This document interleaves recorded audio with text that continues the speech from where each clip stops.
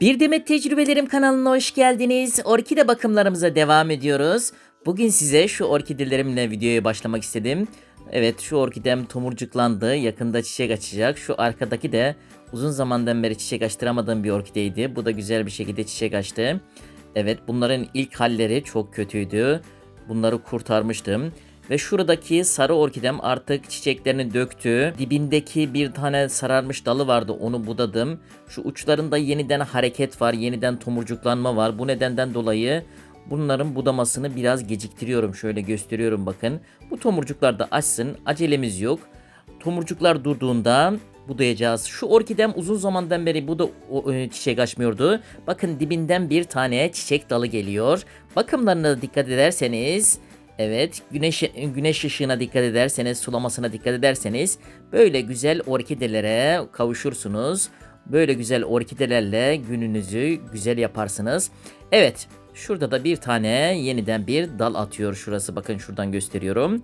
Evet, bugünkü konumuz orkidelerde keiki meselesi. Evet, iki tane keiki örneği göstereceğim size. Bakın, bir tanesi şurada daldan atma bir keiki. Dalın ucundan doğru budamanın ne kadar kıymetli olduğunu gösteren bir kanıt. Evet. Diğeri ise dipten çıkan bir keiki. Keiki iki türlü verir. Biri dipten çıkan keiki, biri de çiçek dalından atan keiki. Keiki ne zaman çıkar, nasıl çıkar? Bununla alakalı da bir bilgi vermek istiyorum. Keikiler iki türlü çıkar.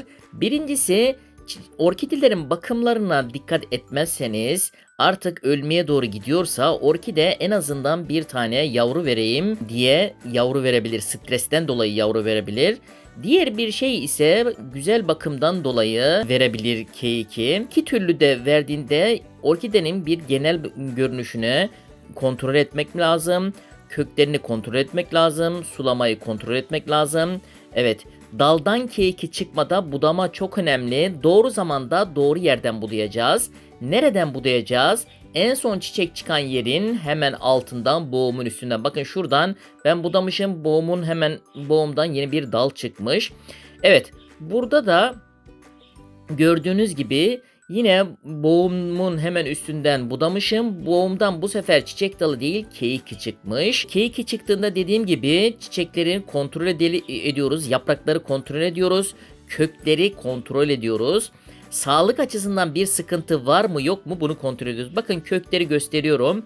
Kökler gayet canlı. Köklerde bir sorun yok. Bu sıkıntıdan dolayı değil, uygun bir ortam bulmuş ve keiki vermiş. Şimdi bu aşamadan sonra keiki bakımından nelere dikkat etmemiz gerekiyor? Bununla alakalı bahsetmek istiyorum. Evet, keiki çıktıktan sonra orkidemizin bakımlarına normal devam edeceğiz. Bakımlarını aksatmayacağız. Sulamasına dikkat edeceğiz.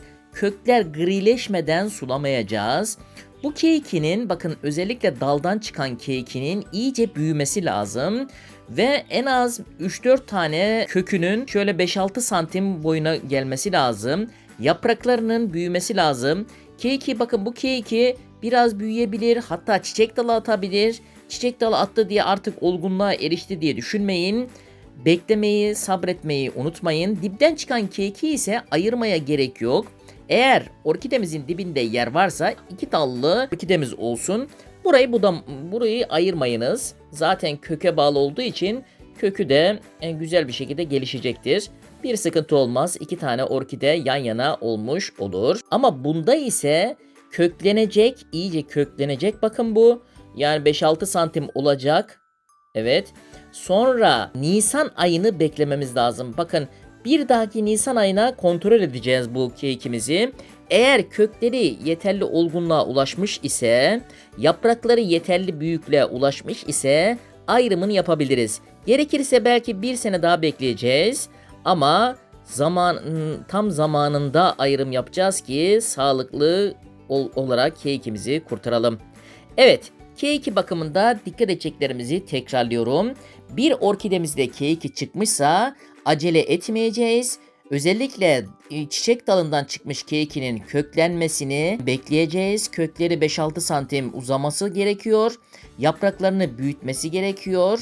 Ve bundan sonra Nisan ayında kontrol edeceğiz. Tekrar Nisan ayında yeterli olgunluğa ulaşmışsa ayrımını yapacağız. Dipten gelen keyiki ise mümkünse yer varsa ayırmayacağız. Burada devam edecek. Daha fazlasıyla alakalı kanalıma bekliyorum. Abone değilseniz abone olur, like atar ve videomu paylaşırsanız çok memnun olurum. Bir sonraki videomda görüşmek üzere. İyi günler.